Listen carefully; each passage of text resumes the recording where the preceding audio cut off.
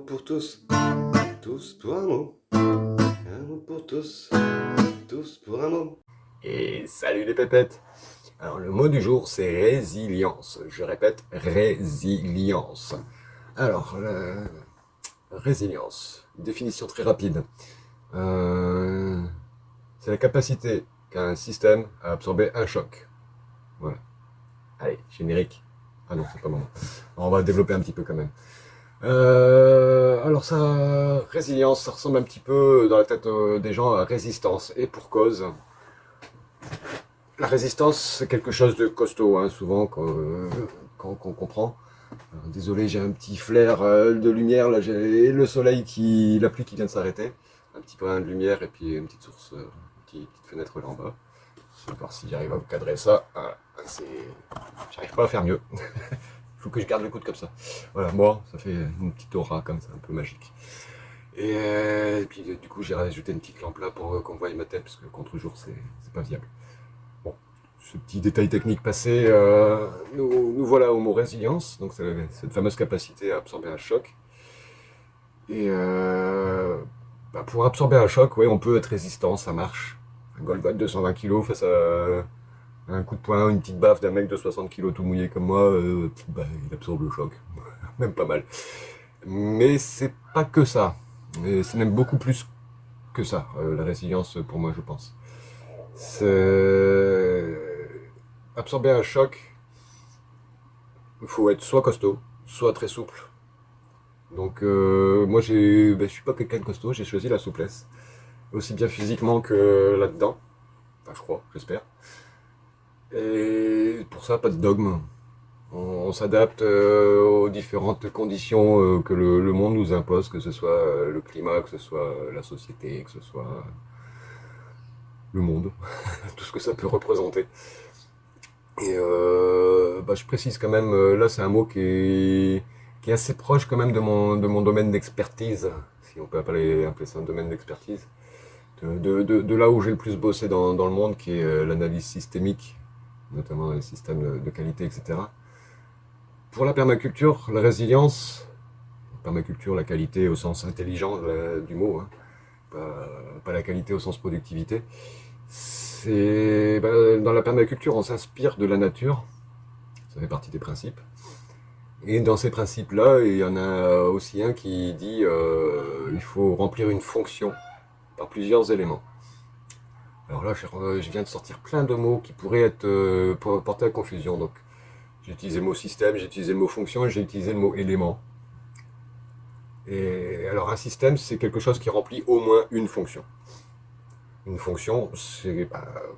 comment expliquer ça ? Dans la vie, il y a des fonctions principales. Hein, si on prend la pyramide de Maslow, la base, c'est les besoins déjà à remplir. Hein, donc, manger, dans l'ordre d'importance, respirer, boire, manger, dormir, éliminer. Hein, éliminer, c'est la transpiration, enlever les toxines, aller aux toilettes, etc. Ces fonctions-là, déjà, c'est les fonctions de base pour vivre. Hein, donc il faut un toit sur la tête, être à l'abri pour pouvoir dormir tranquillement sans se faire bouffer par les moustiques. Bon, ça, 2 mois par an, hein, ça va. On n'est pas trop à plaindre dans le nord. Les moustiques et Aouta aussi, mais ça c'est partout je crois. Et manger en permaculture, on parle aussi dans les principes de produire de la nourriture. Je reviendrai sur la partie digressive. On va essayer de suivre le même schéma. On explique un peu brièvement les choses au début et après on digresse.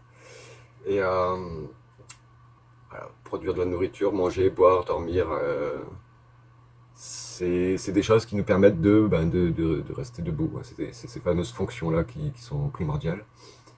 Et un élément, ça peut être plein de choses. Ça peut être... Un système lui-même peut être un élément. Par exemple, j'ai mon poulailler, c'est un système qui remplit plusieurs fonctions. Et donc, dans mon système à moi, si je prends la fonction se nourrir en m'inspirant de la nature, je vais m'inspirer de l'ortie pour la résilience, puisque pour le coup, c'est un domaine que je maîtrise bien. Je suis pas maîtrise dans le potager, mais sur l'ortie, je commence à bien la connaître. Niveau résilience, elle est costaude, hein, parce qu'elle a des racines traçantes, traçantes qui vont tracer un réseau au sol. Et elles sont reproduites par des graines. Donc la reproduction sexuée, hein, qu'on appelle ça. Donc c'est l'ortie dioïque pour les fans de mots bien compliqués. Et dioïque, ça veut dire qu'il faut les deux sexes pour faire les deux gamètes mâles et femelles pour faire un nouveau spécimen. Alors c'est pas un nouveau individu puisque c'est pas indivisible, hein, une plante. Moi, si on me coupe le bras, ça fait un bras d'un côté et moi de l'autre. Un arbre, si on lui coupe une branche, ça fait deux arbres. Donc c'est plus un individu, c'est deux individus, enfin deux êtres vivants. Donc voilà. Et donc elle se reproduit par les graines, donc ça pousse bien, très bien même. Et par souci, on va dire que si elle se fait couper, manger ou quelque chose avant qu'elle ait eu le temps de faire des graines, ou que les graines aient eu le temps de se semer, pour être sûr de repartir l'année d'après, elle met du stock d'énergie dans ses racines. Un peu comme une pomme de terre, sauf que c'est une pomme de terre très très fine et très très longue, avec plein de ramifications, plus un topinambour d'ailleurs. Et donc quand on arrache l'ortie, on arrache la racine, hein, on la laisse sous terre et ça repart, j'allais dire l'année d'après, mais même pas, quoi. La semaine d'après, on a déjà plein d'orties partout. Et même si on arrache les racines, elles pactisent avec d'autres plantes, une rumex qui fait une racine pivot, une grosse carotte, et elle va s'entourer autour, donc quand on va arracher, elle va avoir tendance à casser à cet endroit-là, et donc laisser des morceaux de racines dans la terre, et ça repart de là. Avec le chien-dent, dans les racines chevelues du chien-dent, elle va s'entremêler dedans, pareil, quand on va tirer sur la racine, elle va casser à cet endroit-là, elle garde une petite réserve dans la terre, et elle va pouvoir repartir. De là, si elle repart, qu'on arrache la touffe de chien-dent en même temps que la racine, au bout d'un moment, on finit par avoir raison d'elle, mais ça demande énormément d'apporter de travail. Et elle subit énormément de chocs avant de ne plus être là. Ce qui n'arrive quasiment jamais. En tout cas, pas chez moi. C'est voulu aussi, mais quand même. Parce que elle rend des services aussi, donc ça aussi, ça peut être une stratégie. On va pas dire que l'ortie a pensé à se dire, mais voilà, c'est Darwin, au fil des générations, une stratégie de se dire, je vais me rendre utile, comme ça, on va me cultiver quelque part. C'est ce que je fais avec l'ortie, ce que je fais avec toutes les plantes que je cultive de toute façon. C'est que je vais m'en servir, donc j'ai intérêt à ce qu'elles disparaissent pas totalement. Ça fait partie de sa stratégie. Bien que, encore une fois, je pense pas qu'il y ait un cerveau c'est juste l'adaptation qui fait ça. Que les plantes ont développé naturellement, de génération en génération, sans réfléchir. En suivant juste ce que leur code génétique, ADN, tout ce que tu veux, se sont mieux adaptés, et c'est cette stratégie-là qui s'est avérée la plus gagnante pour tel ou tel spécimen qu'on voit encore aujourd'hui survivre. Donc ça, c'est vraiment l'inspiration par la nature. Mais donc, en permaculture, on dit un élément remplit plusieurs fonctions, et une fonction est soutenue par plusieurs éléments. Donc si je prends la fonction, j'en parlais tout à l'heure sur la pyramide de Maslow, hein, le besoin est de produire de la nourriture. Si je prends cette fonction produire de la nourriture, c'est un verbe, une petite phrase, c'est soutenu par le potager qui va m'apporter des fruits et des légumes, par le verger qui va m'apporter des fruits, principe, j'ai pas d'arbre à légumes. Et il y a le poulailler chez moi qui produit cette fonction, hein, me donne des œufs, ça me donne de la viande de poulet. J'ai encore l'option à la ferme ou chez l'artisan ou chez le paysan ou comment ça s'appelle, le paysan boulanger ou au moulin qui est à côté de chez moi. Je peux acheter de la nourriture ou troquer éventuellement contre le service rendu. Et en dernière option, j'ai encore aussi les magasins. Donc cette fonction, me produire de la nourriture, il y a 5 piliers qui soutiennent ça. Il y en a sûrement d'autres, mais qui me viennent dessus. Il y a la cueillette sauvage, etc. Oui, je vais en forêt chercher des châtaignes, des trucs comme ça. Donc cette fonction me nourrir, on va dire, elle est soutenue par plusieurs piliers. Que si j'en ai un qui s'effondre, imaginons j'ai un ravageur, un renard, une fouine, quelque chose qui vient me dégommer toutes mes poules. J'espère que non, mais il y a un peu de sécurité qui est mis derrière quand même pour pas que ça se produise. Ce qui n'interdit pas que la sécurité peut être franchie, mais admettons, mon poulailler cette année il se fait dégommer. Le temps que je rachète des poules ou des poussins, que ça grandisse, que ça refasse des œufs, etc. Si j'avais que le poulailler pour manger, je meurs de faim. Donc j'ai le potager qui vient me combler ça, les magasins, enfin voilà. la fonction reste soutenue le temps que je reconstruise le pilier. Et chacun de ces piliers il va remplir plusieurs fonctions. Le potager, il ne va pas faire que m'apporter de la nourriture. Il va aussi apporter de la nourriture au poulailler. Donc entre eux, il y a aussi des interactions entre les piliers. Il y a des échanges qui se font. Ça va m'apporter, j'apporte les épluchures de mes légumes aux poules. Ça va m'apporter du plaisir, du bon temps. Parce que j'ai mis des fleurs, parce que j'y mets des mares, j'écoute les oiseaux, j'observe les insectes, etc. Donc ça apporte aussi de la biodiversité, un petit point de sauvegarde du vivant, pas pollué, etc. Pour si éventuellement un jour il y a plus de biodiversité dans le monde, et il y a des petits points comme ça à droite à gauche de jardins en permaculture, de jardins naturels, qui restent des abris, des niches écologiques, on va dire, pour les hérissons, les limaces, les insectes, en tout genre, le vivant, la biodiversité. Donc ça c'est rien que sur l'élément potager. L'élément poulailler, ça va m'apporter de l'engrais pour le potager. Ça va m'apporter des plumes pour la déco. Laetitia fait des compositions florales, des fois on a des plumes de diverses couleurs, de diverses tailles, etc. Ça va m'apporter aussi du plaisir parce que j'adore observer mes pépettes, quelles qu'elles soient. Chat, chien, poule, canard, oie, coq, tout le monde y passe. Qu'est-ce que ça m'apporte en plus? Ça me permet aussi de limiter la population de limaces. Alors ça dépend des années. Cette année, je les ai pas mis au potager. C'est plus les canards. Les poules, elles ont tendance. J'ai fait 2-3 fois au début avant d'avoir des canards. C'est qu'elles ont tendance à gratter sur les planches, à étaler la matière organique dans les passe-pieds, tout ça. Ça m'apporte un peu de boulot derrière. Donc pas trop les poules, plus les canards, qui eux se régalent de tout ce qui est escargots, limaces, insectes et tout ça. Et puis les poules, elles mangent plus de vers de terre, elles grattent et elles chopent les vers de terre. Même si la population, elle est à peine égratignée, je préfère la garder dans mon sol. Ensuite, on disait, donc la poule, machin, le verger, ah oui, le verger, il m'apporte, dans le potager aussi, j'ai quelques arbres, donc il m'apporte des fruits, forcément, encore une fois, la fonction nourrir. Mais, entre autres, j'ai un noyer, je récupère les coques pour faire des décos de Noël, par exemple, ou des petites activités manuelles. J'ai ma sœur qui fait des ateliers au travail de ma femme. Ça peut faire de la matière première, que ce soit des feuilles, des branches, des coquilles de noix, plein de choses qui peuvent faire de la décoration et des travaux manuels. Ça m'apporte du bois, que ce soit pour le barbecue, que ce soit pour faire des piquets, des tuteurs pour le jardin. On revient sur le premier élément de la fonction de se nourrir. Ça m'apporte plein d'ombre aussi, pour l'été. Pas besoin de parasol, on mange sous le noyer, le fameux noyer qui est central. Le verger a plein d'espace entre les arbres qui me permet aussi d'accueillir des campeurs. J'ai créé une page sur Facebook, j'en fais pas souvent la promotion.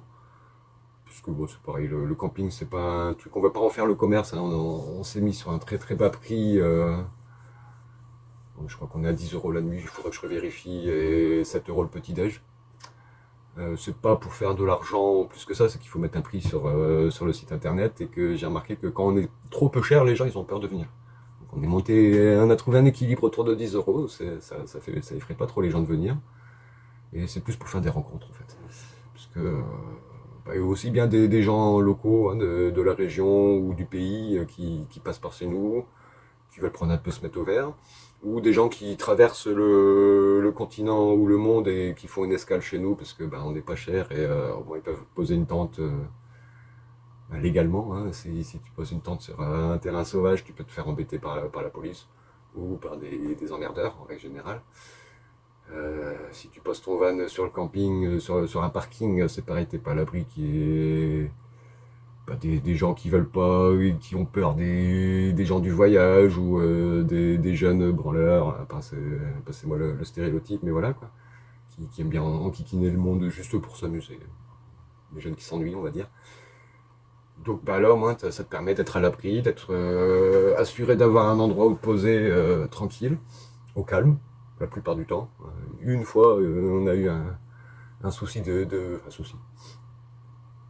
Les gens ne nous en ont pas tenu rigueur, et c'était des gens pas trop préparés. Ils avaient oublié de fermer les vannes dans leur caravane, ils se sont retrouvés inondés, la cuve à zéro. C'est pareil, on a le tuyau d'arrosage, tu remplis ta cuve et puis voilà. Tu peux te brancher ton téléphone t'as l'électricité, t'as l'accès au barbecue, On a un petit préau si tu veux manger, pique-niquer dehors, mais qu'il pleut, parce qu'on est ouvert toute l'année en camping, hein. Pas de ségrégation, on n'est pas que pour les estivants. On a fait des rencontres donc de gens qui font l'escale comme ça, un peu partout dans le monde. De souvenir, j'ai pas encore vu des gens qui venaient d'Asie, mais sinon on a fait les autres continents. On a eu des Américains, on a eu des Australiens, des Africains, des Européens forcément, et des gens en haut en couleur comme des Circassiens. Là on a eu Cyclololo, tiens je vous invite à aller voir. C'est un bonhomme qui est parti de Nantes, si ma mémoire est bonne, qui allait jusqu'à Cap Nord pour observer le solstice d'été là-bas. Donc c'est plusieurs semaines où le soleil se couche pas. Il voulait observer ça, donc il est monté à vélo. Donc salut l'ami. Nous avons envoyé une petite carte de là-haut d'ailleurs, ça fait plaisir. Et puis oui, un papa qui lui était français mais qui a fait sa vie en Afrique et qui avec son fils allait faire ses études en Angleterre ou en Hollande, je ne sais plus. Bref, sur le trajet, ils sont arrêtés chez nous. Enfin, ouais, plein de rencontres, c'est sympa. Donc c'est plus pour ça qu'on fait le camping. Hein. C'est pas tous les week-ends qu'on a du monde. Hein, c'est les aléas. Quand quelqu'un veut s'arrêter, au moins il a la possibilité. Donc c'est une fonction que remplit le verger en plus. D'aller à la ferme ou chez un artisan boucher ou paysan boulanger paysan. Ça m'apporte de la nourriture, mais ça m'apporte aussi beaucoup de liens sociaux.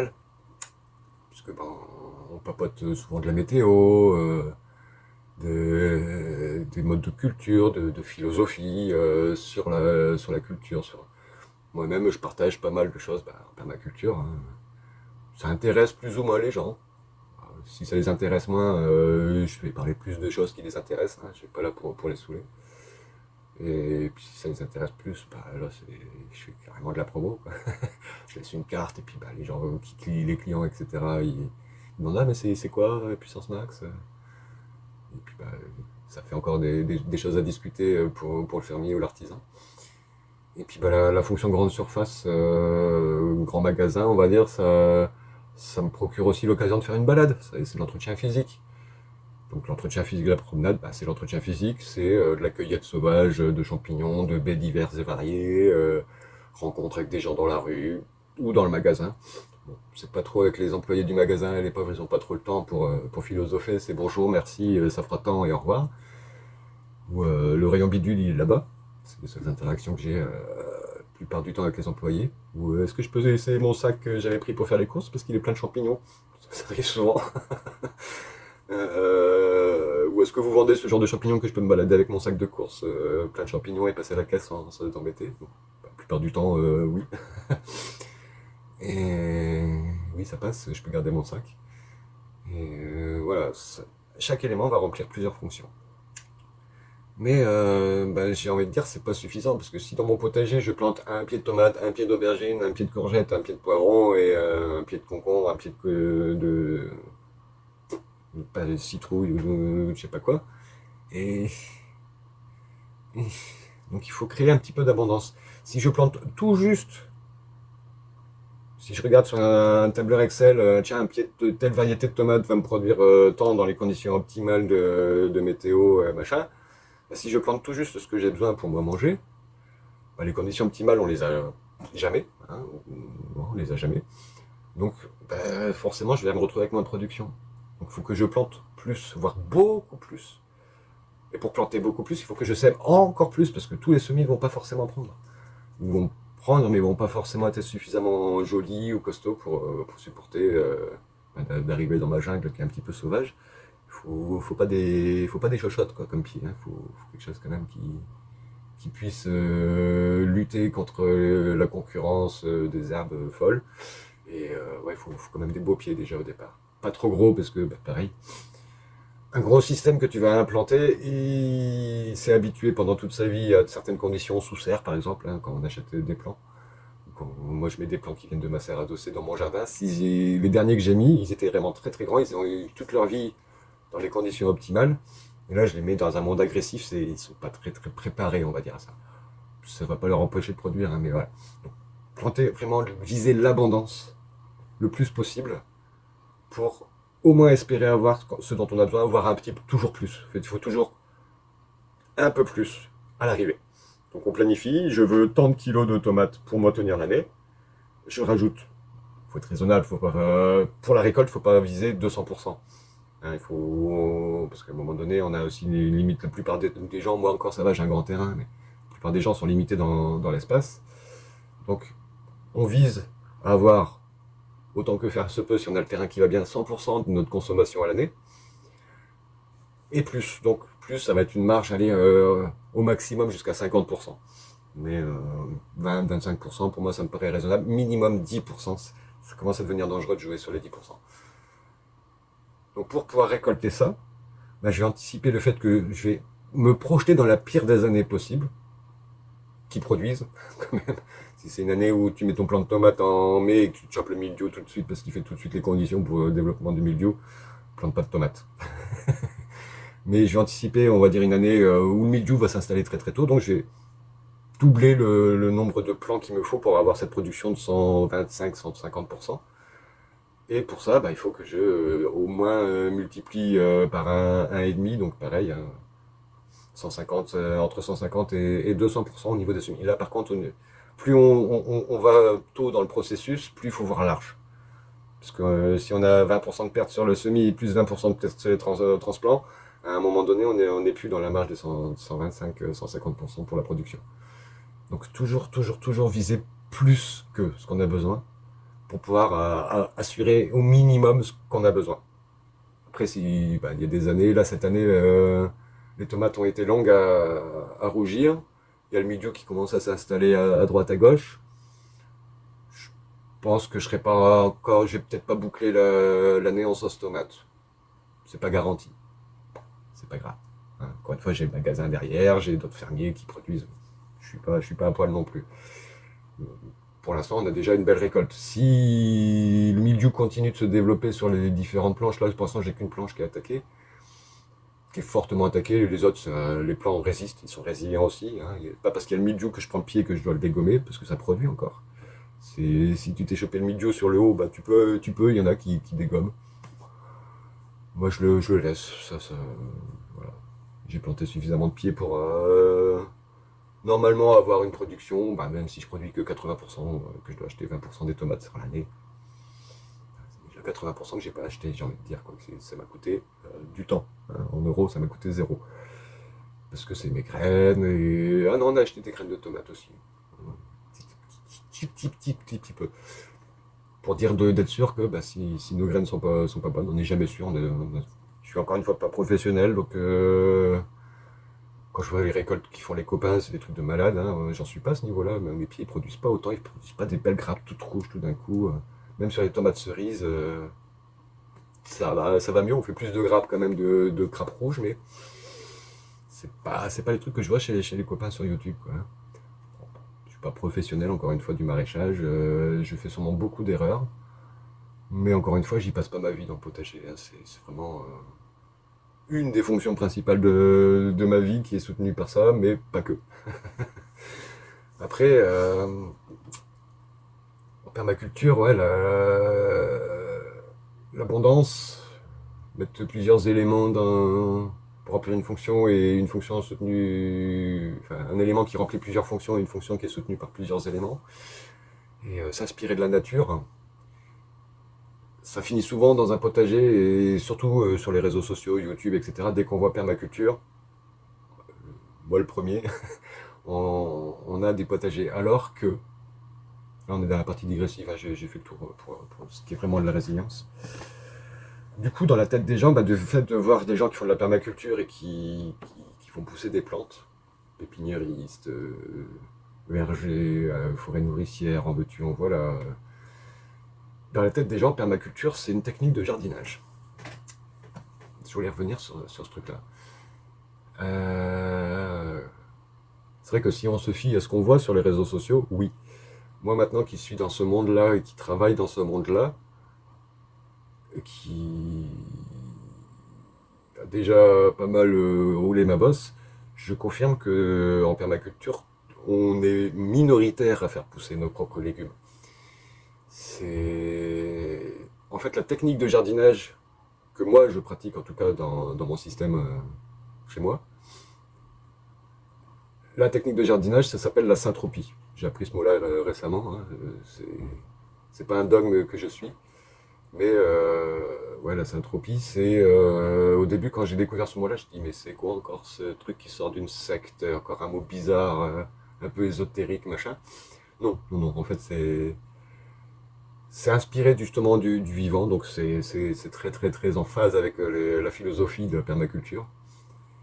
Et oui, si on doit parler de jardinage en permaculture, pour moi vraiment le mot qui colle le plus, c'est la syntropie. Parce que on laisse pousser le vivant, on laisse pousser les mauvaises herbes. Alors attention, en permaculture, tous ceux qui ont un potager ne font pas comme ça. Encore une fois, il ne faut pas généraliser, hein. C'est pas parce qu'on est permaculteur qu'on a un potager, et c'est pas parce qu'on a un potager et qu'on est permaculteur qu'on fait de la syntropie. Mais de mon point de vue, de ma philosophie, mon approche à moi de comment je me nourris, ça passe par un potager, avec des animaux qui produisent de la nourriture. Je me tire une balle dans le pied en me mettant des prédateurs carnassiers, donc des chats, des chiens. Parce que. Alors le chat ne se laisse jamais mourir de faim. Jamais. Hein, t'as pas besoin de le nourrir, le chat, il trouvera toujours à manger. Mais si tu lui donnes pas à manger, tu perds le côté social. Ce qui fait qu'il va plus venir chez toi et qu'il va pas forcément chasser sur ton terrain. Donc moi je nourris mes animaux. Mes poules aussi. Là, elles sont en liberté, hein, elles ont des graines de plantain, de rumex, de l'herbe, du ver de terre, des limaces et tout ça à gratter dans le verger. Je leur rapporte quand même du grain. Ça me permet encore une fois de garder un lien social avec elles, qui fait que, puisque les aiment bien, c'est le matin, c'est se mettre au pied de la fenêtre de bonne heure, et surtout les oies et le coq, et dire bonjour. Et les jours où on n'a pas d'impératif horaire à se lever tôt, où on a potentiellement fait un couchage tard le soir, parce que épluchage de légumes, préparation diverses et variées, on n'a pas forcément envie de se lever au chant du coq. Donc on anticipe le soir quand on sait qu'on a plein de transformations à faire, ou qu'on a du monde, qu'on risque de se coucher tard. Je prends mes graines, je les mets dans le poulailler et je ferme le poulailler. Comme ça, quand je me lève le lendemain matin, si j'ai envie de me lever à 10h, si j'ai envie de me lever à 15h, ça m'arrive plus trop souvent, mais voilà, si l'envie m'en prend, les bestiaux, ils peuvent rester enfermés dans leur enclos. D'une, ils auront à manger, ils ne crèveront pas de faim d'ici l'heure que je me lève. Et de deux, en fait, ils viennent à moi facilement. Et je fais un piou-piou-piou-piou. Hein. Depuis qu'ils sont nés, je les ai habitués à leur dire piou-piou-piou-piou, ça veut dire c'est l'heure de manger. Et quand je gueule, ils viennent tous. C'est même limite, il faut que je rentre dans le poulailler avec mon seau de graines déjà prêt au-dessus des mangeoires, que je fasse piou-piou-piou-piou. Et que quand ils arrivent, je verse les graines. Parce qu'ils adorent manger les graines quand ça tombe. C'est la graine qui tombe, elle est meilleure que celle qui est déjà dans le pot. C'est comme ça qui marche. Hein. Ils sont persuadés qu'elles sont plus fraîches. Je sais pas comment ça marche dans leur tête. Je suis pas psychologue animalier. Donc oui, garder un lien social avec son animal, il faut le nourrir pour ça. Hein. Si tu le laisses se débrouiller tout seul, il va retourner à la vie sauvage. Il y a des chances.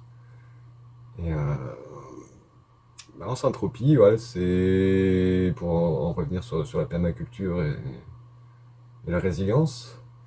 On va laisser pousser les herbes et on va les agresser. On va comment dire, il y a trois principes, mais je les ai pas retenus parce que encore une fois, c'est pas une école, c'est un mot que j'ai découvert récemment. Où en gros, il faut prévoir l'abondance de matières premières. Donc rien de tel que les herbes sauvages, hein, les herbes bio-indicatrices, les mauvaises herbes. Les mauvaises herbes. Parce que, encore une fois, elles vont réguler, elles vont pousser dans les conditions qui leur sont optimales. Celles qui vont prendre le dessus sur le reste, c'est que leurs conditions sont optimales. Et chaque plante possède ses conditions optimales. Donc elles vont, dans leur ensemble, me dire quel est le potentiel déséquilibre que j'ai dans le terrain ou pas.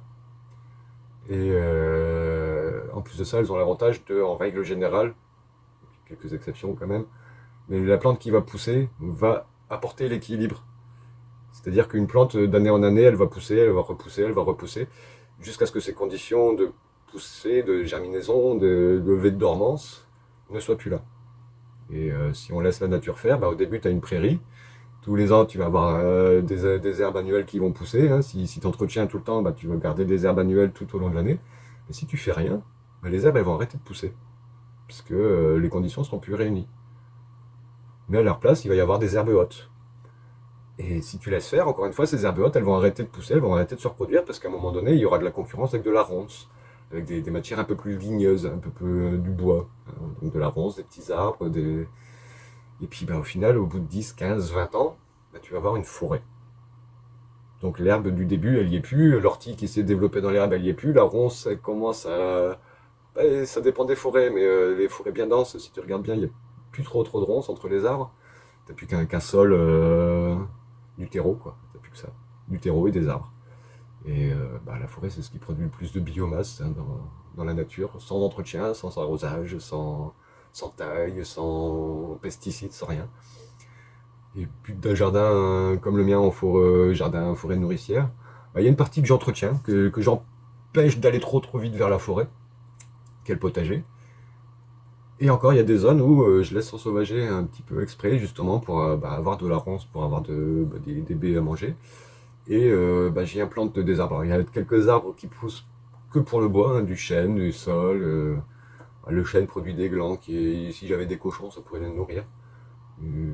On peut manger le gland, mais ça demande énormément d'énergie de transformation pour enlever les tanins, il faut les bouillir plusieurs fois, etc. Je préfère la châtaigne. J'ai un châtaignier qui pousse chez moi, mais qui est tout jeune, pour ceux qui suivent les visites au jardin. Il ne produit pas de châtaigne. Encore une fois, je vais faire de la balade en forêt.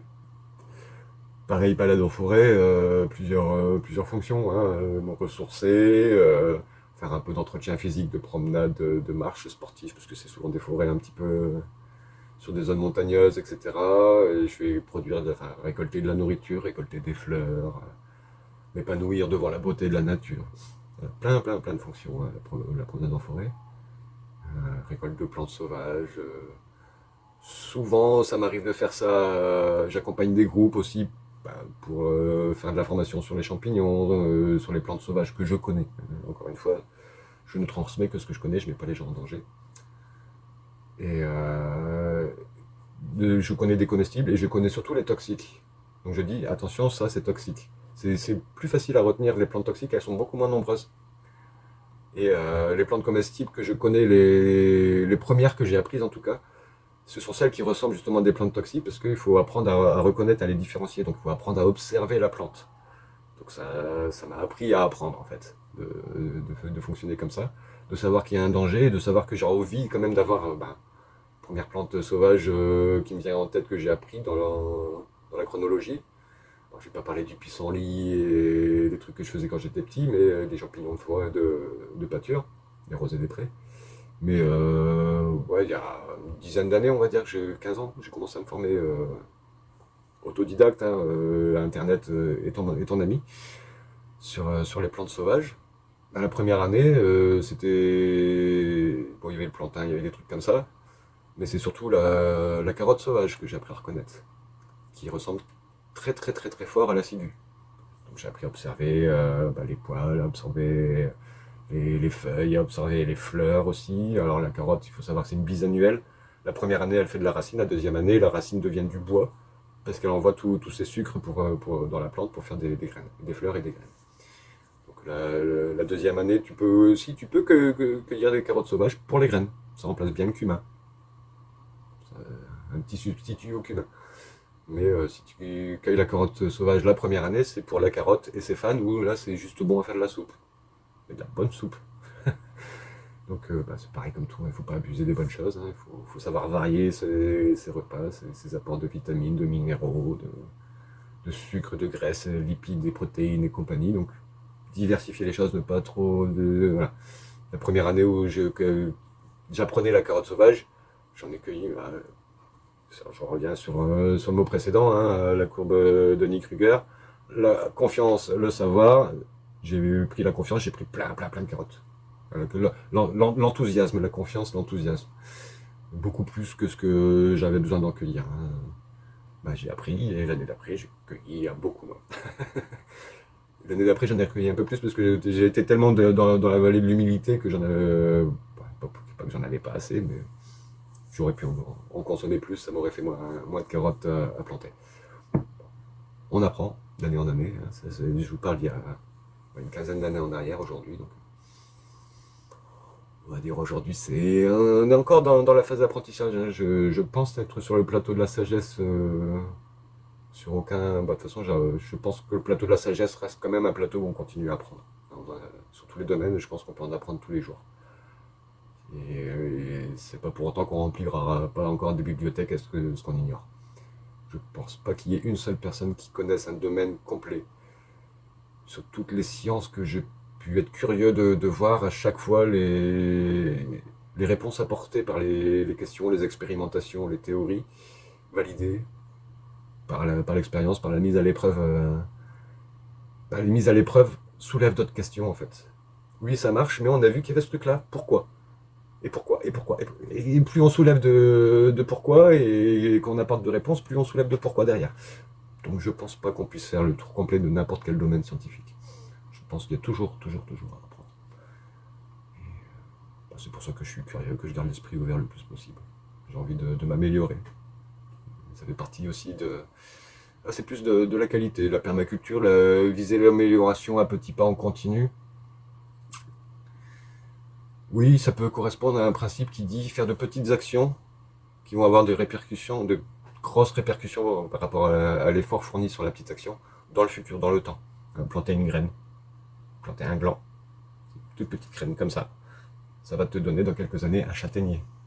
Non, un chêne. Si tu plantes un gland, voilà, c'est un chêne qui fait le gland. Si tu plantes un marron, enfin une châtaigne qui est un peu plus grosse que le grand, tu vas avoir un châtaignier. Si tu plantes un haricot, tu vas avoir un pied de haricot. Alors, un haricot à rame, c'est un truc qui fait 3 mètres de haut, qui va te donner plein de graines de haricot. Ben voilà, des petites actions. Se mettre une graine dans la tête, et puis la laisser pousser. Des fois, ça donne des idées, des fois des idées fausses. Ben, c'est pareil, quand on a une idée, on la met à l'épreuve, et puis encore, et puis encore et encore. Et puis ben, des fois, l'épreuve valide l'idée, parce que ben, à force de mettre à l'épreuve encore et que il n'y a pas quelque chose qui dit ah ben non, ton idée elle était fausse, on commence à prendre confiance dans cette idée. Que des fois, dès la première expérience, l'idée elle se casse le nez par terre, alors qu'elle était peut-être bonne, mais que juste l'expérience était mal réalisée. Donc pour ça, il faut encore mettre à l'épreuve. Cette année, par exemple, j'ai remis à l'épreuve parce que je n'ai toujours pas d'avis arrêté et j'entends les deux sons de cloche entre les choux et les tomates. Il y en a qui disent ça se marie bien ensemble, il y en a qui disent ça se marie pas ensemble. La première année que j'avais fait ça, j'étais très déçu sur la production de tomates et pas génial sur la production de choux. Donc j'en ai déduit que c'était la première lecture, le premier avis que j'en avais vu que ça marchait pas. Donc j'ai voulu d'abord mettre à l'épreuve cette idée de ça marche pas et j'ai eu tendance à la valider. Et plus tard, au fur et à mesure des lectures de documents, que ce soit sur YouTube, sur divers journaux, comment ça s'appelle, forums, etc., ou discussions qu'on peut avoir sur les réseaux sociaux, il y en a qui me disent que oui, au contraire, ils ont toujours entendu que ça marchait bien, et qu'à chaque fois qu'ils ont essayé, ça marchait bien. Bon, j'ai réessayé, là, cette année. Meilleur résultat sur la tomate, un petit peu moins bon sur les choux, c'était des choux-fleurs et brocolis que j'ai mis avec. Il y a une production, mais comparé au ressenti que j'en ai fait, parce que pareil, c'est que cette année où vraiment j'ai mis une traçabilité, où j'ai compté le nombre de graines que j'ai mis, où je compte sur mes récoltes encore en mois d'août. Parce que d'habitude, on est plein de bonne motivation en début d'année, puis au mois d'avril, on laisse tomber le journal. Là, cette année, on s'y tient plutôt pas mal. Les derniers semis, pareil, je fais des rotations sur les planches de culture. Donc quand j'ai enlevé les petits pois, j'ai mis des tomates, j'ai ressemé à la place des carottes, des salades et des trucs comme ça, j'ai mis d'autres choses derrière. J'ai pas tout noté sur les semis. Mais on sait ce qu'on a acheté comme graines cette année, on sait ce qu'on a produit l'année dernière à peu près, donc on n'est pas trop mal. Après, se souvenir des dates exactes, ça manquera l'année prochaine.